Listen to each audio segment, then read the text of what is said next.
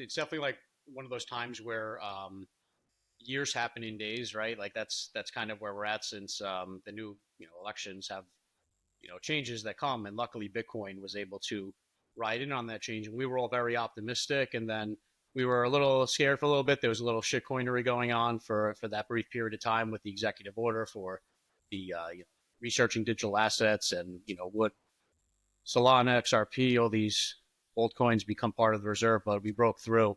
It's kind of like the federal government had their shitcoiner phase at a very hyper rapid pace, and yeah, we're full Bitcoin now, or at least we're heading that way. So it's exciting, but like it's also interesting because like I was listening to a podcast from Saylor back from 2020, one of the Saylor series, and he's some portion of the podcast he's talking about the strategic Bitcoin reserve. If that became a thing in the U.S., the implications of it, what it would mean. And I'm just sitting there listening. I'm like, here we are today, and it really doesn't even feel like it happened. It's like things happen in Bitcoin, and then it's almost like Bitcoin doesn't care.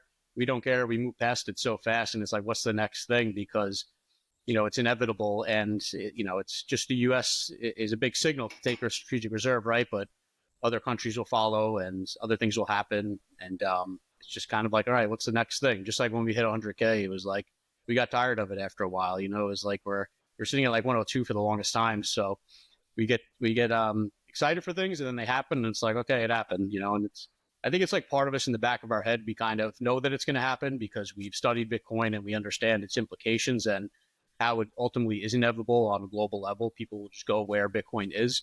So it's not much of a surprise. But like you were saying with Europe, I think like I saw in Prague, like they're embracing it fully, right? I know that's I saw some news come out a few weeks back. The central bank, I think in Prague, is embracing Bitcoin or something to that effect, right? Yeah, it's early stages, but they passed like a motion to investigate if they should put Bitcoin on the balance sheet. So they first had to pass that they even are able to research that and investigate that, and now they're currently researching that and investigating that. And it's interesting because the European Union, I think Chris Lagarde is just saying, oh, like they will not do it. They're not stupid, basically, and they're not putting Bitcoin on. She's talking in that kind of a way. Yeah. But if you look what Jack is saying, they really, I think, are moving forward. They also recently passed a law that if you hold Bitcoin longer than 3 years, it's tax free, which is a major step. It's also similar in Germany, where if you hold Bitcoin for 1 year or longer, it's tax free. So there are definitely positive things going on. It's just not as big of a discussion as in the States, which is as a Bitcoiner in Europe, kind of sad for me to see. Sure, I could see that. There's a lot of things happening, and like I was in net. Were you in Nashville? I think you were, right? Oh, unfortunately not. This year, Las Vegas, I will be, and it will be my first American conference. Nice, yeah. I mean, that's going to be a crazy conference, right? There's so much excitement around that Vegas show because it's a location that conference has never been, and they get bigger every year. But I've been at 3 of them so far, like the Bitcoin conference ones, and Nashville was just on a totally different level. The amount of excitement because of the guests there, like let's face it, you had Trump was there, RFK was there, so you have 2 people who are running for president at a Bitcoin conference, and it was just like I had FOMO going to it. Like I was going, but I had FOMO because we're a stamp seed, so we set up our booth there for people to demo, what it feels like to stamp your seed words into metal, give people that feel for the first time. So I'm busy the whole weekend. I can't really step out and do much. So I had FOMO going to it. And I mean, the amount of people there was just insane. I mean, you had lines that wrapped around the exhibit floor that have like never happened before to wait in line to get to some of these sessions because you had security and Secret Service, things like that. But just the size of the conference was insane. There's so much excitement around it. And even people in my life who aren't in Bitcoin were asking about it. It's becoming mainstream. You go to the news stations or like media areas at these conferences, and now you have serious media outlets there. So, they're seeing the excitement, and they're going to keep coming, and it's just going to keep getting larger and larger. So like these conferences are becoming huge events. and less of that like meetup feel that some of the more niche, Bitcoin conferences have. But it's a lot of excitement, man. It really is a kind of like a crazy time to be alive throughout all of this. We've lived through interesting times on the dawn of the internet, and now the next phase, monetizing, I guess, the internet as best as possible through Bitcoin. So it's a very unique time to be living, man. It's insane. Absolutely, I couldn't agree more with that. Maybe let's touch one more time on the strategic Bitcoin reserve and what's kind of happening there. What is the implication that you I'm also thinking about, because I listened to the Seyr series, but I cannot remember what Seyr said of the implications. Maybe you can recall that. What is kind of the implication of that strategic Bitcoin reserve long term? Because currently, it does not, short term, it's not doing anything because they're not buying even Bitcoin. It's just like holding the ones. It's more of a how to frame it currently and not really an implication there. What do you think it will be the long-term view of that? So yeah, I mean, like the where we're at now is the price drop there for the reserve was announced because people do sell the news, but also there was no purchasing of new Bitcoin, which we thought they were going to do. I think it was 1 million Bitcoin a year for 5 years to fund the reserve, something like that. A ton of Bitcoin that would have dropped through on the price up. So there's not necessarily like a commitment to buy Bitcoin with like new money. I know that they swept in a lot of the confiscated Bitcoin to that reserve, and then they're going to, from what it sounds like, dump the shit coins to buy more Bitcoin with it. But I think it's just, they're in. Like I look at it, okay, like ultimately they're going to be purchasing Bitcoin. And I haven't really looked into exactly why they haven't yet, but I do believe the reason is because there's a lot of government cutting right now for government spend through Doge. So I think it kind of goes against what they're trying to do to fund something else, right? So I think it has a little bit to do with that. But ultimately, I see the U.S. purchasing a certain amount of Bitcoin per year because it's really, and I'm surprised they haven't yet. I think it has to do with the previous regime. I know the previous regime were like more into XRP and kind of on that side a little bit, or they're at least being wined and dined by that side.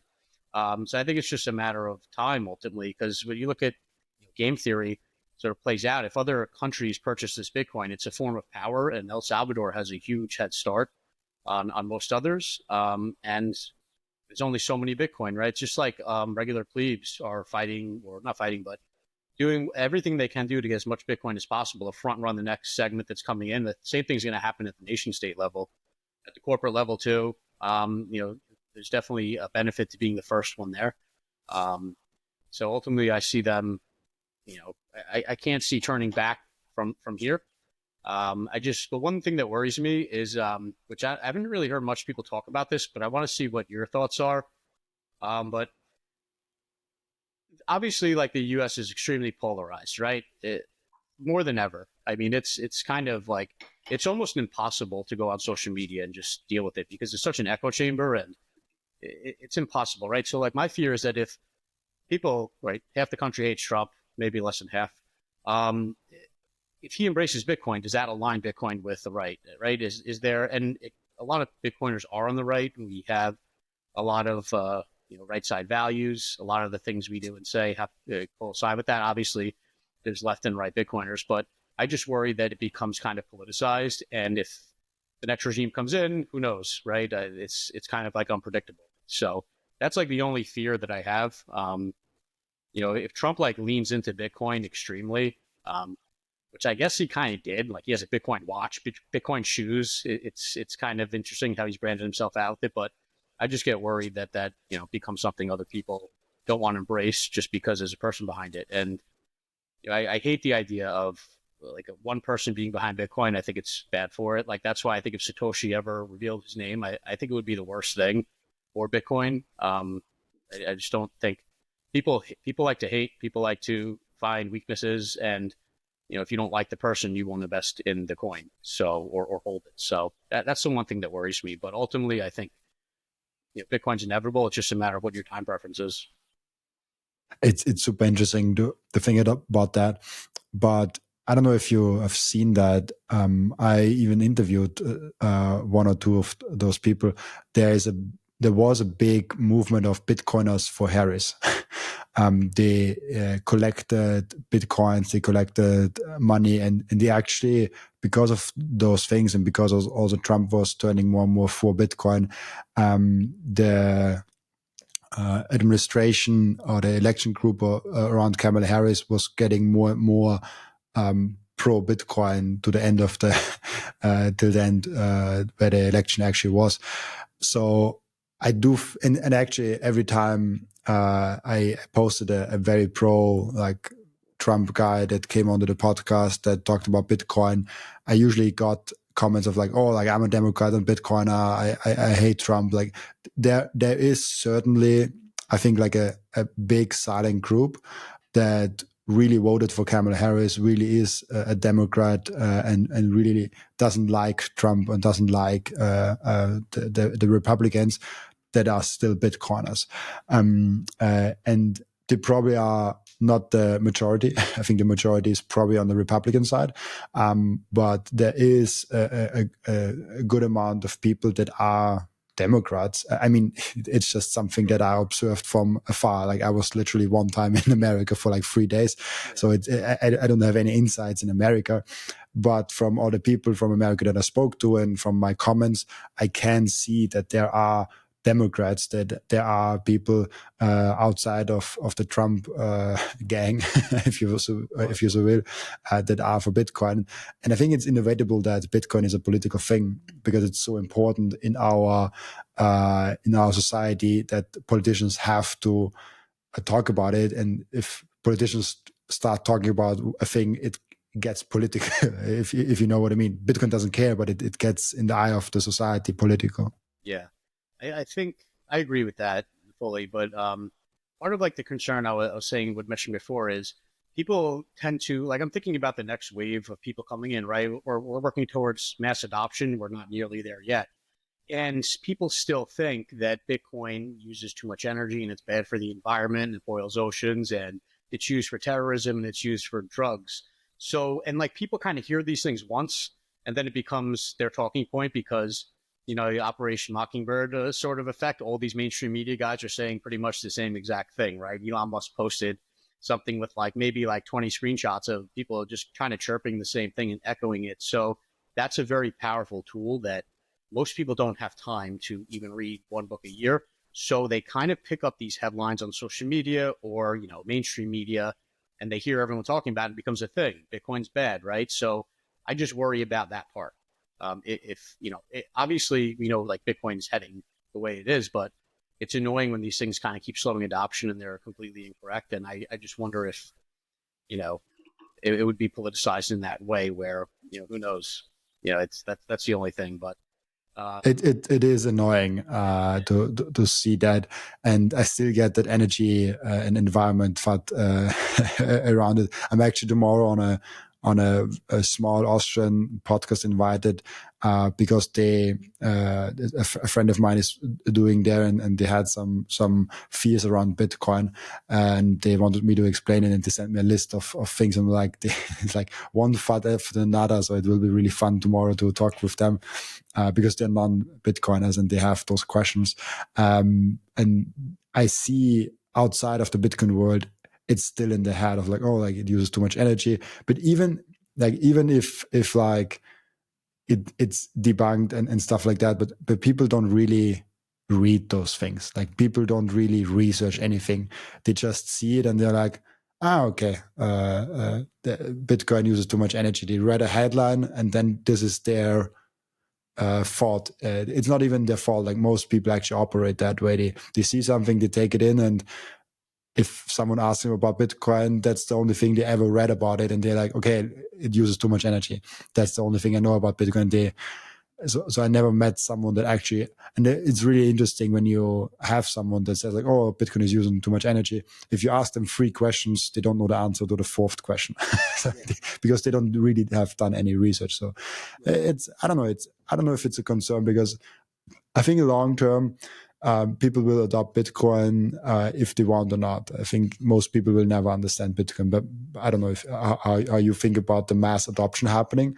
But I think it's probably like the TCP/IP protocol where most people couldn't explain what it is, but everyone uses it every day, it probably will be a thing like that. Yeah, I mean, almost like similar to that. Like most people will hold Bitcoin, but not realize that they really hold it. It'll be part of their 401k, right? They're not like getting their hardware wallet, throw it in, getting their own private keys, stamping their seed words into metal. It's probably not for most people. So yeah, passively owning it through an IRA, 401k, pension fund, something like that, or just trading it. And I think people like ultimately like they don't have the time, right, to research. Most people, right? Like I was saying before, most people don't even read one book a year. We're just too busy. Everyone is fighting inflation and running on that hamster wheel, and it's just getting harder and harder to free up time to do things like research and study and improve upon life, right? And I think it's a lot easier for people to. It's like in nature, right? You see something that you don't understand. The best thing to do is to kind of fear it in a way, and kind of disregard it. It's easier to do that. So I think when people hear these things, Bitcoin is bad for the environment. Okay, great. Like I don't have time to even fight against that or understand it, but I hear these talking heads saying it, so that's what I'm sticking with. It's just a fear of the unknown. It's like a natural reaction most people have. So yeah, like it's just interesting to see, right? And like you find people that say they research Bitcoin or study it, and then like you said, you find out they can't answer that fourth question. And it's like anyone that really has put the work in and study it, like they're Bitcoiners at this point. Like I haven't met anybody that was like, I studied Bitcoin for 100 hours and, it's not for me. I don't get it. I'd rather be on the fiat standard. I mean, they would have to get their head checked. It just doesn't make any sense. So, I'm kind of in my own like Bitcoin world, I guess. We talk to a lot of the same people, right? But you step out and you just realize it's totally different out there. People just, I think ultimately it comes down to people don't have time, right? It's part-time jobs, investing part-time, managing families. It's impossible for a lot. Yeah, and we are also very early. If you think about the progression of how many people actually have Bitcoin or use Bitcoin, how many people have like a steel plate, how many people have a hardware wallet, that number I think is shockingly small. Like how many people actually understand Bitcoin? It's actually an interesting question. What's your best guess of like how many people actually do understand Bitcoin? Well, I do have like a little bit of data that just, shared industry data between hardware wallet companies and seed storage companies like us, where like if you look at crypto as a whole, right, and everything, um, which I think makes sense because a lot of people early in the phase think Bitcoin is crypto. It's synonymous with that word. They've kind of estimated that like 10% of people that have crypto are in cold storage, meaning they sent their private, they possess their own private keys. They took it off the exchange, about 10% of people. And then of that, like another like tidbit is like about 1% of those people backed up their seed words on metal. So there's a lot of like resistance against fully understanding what it is. And people kind of go through their phases where first you're investing in stocks, day trading, and then you get into crypto, and then you lose money in crypto, and then you find out Bitcoin is what you want, and then you don't have enough Bitcoin to justify pulling it off the exchange and spending $200 on a hardware wallet and a few $100s on seed storage. So then it sits there, and then life gets ahead of you, and you say, "I'll do it later. I'll do it another week. I'll do it another week," and it just kind of like never happens. So it takes a while for people to get to that phase where they're like fully possessing Bitcoin, owning it, and like if you're so like I guess that's kind of like a cold storage metric, I guess. But for people that fully understand it, I mean, based on that, it's got to be less than like 1% of the population, right? Um, yeah, I don't think that'd be crazy to think. What about you? It's I think 1% is way too high. Yeah, being optimistic, right? Yeah, because if you, I don't know, like let's say there's 500 million people in Bitcoin somehow. Let's say then 10% of them have some sort of hardware wallet. That's then 50 million. I think that is even like too high of a number of how many people actually understand Bitcoin. And then there are like, this is crypto people, so you probably have like if someone really understands Bitcoin, they're not into crypto for my liking at least. So you cut that number apart, and you probably end up even like maybe under a million of who would actually understand Bitcoin and fully to a degree that where they can talk about it and educate other people around it, and maybe a little bit higher if you. It also depends on like what is understanding Bitcoin. If you have 50% of your net worth in Bitcoin, but you couldn't explain why do you understand Bitcoin? Yeah, with your actions, yes, but maybe not with your words. It's a hard topic of like making a definition of like who understands Bitcoin or not.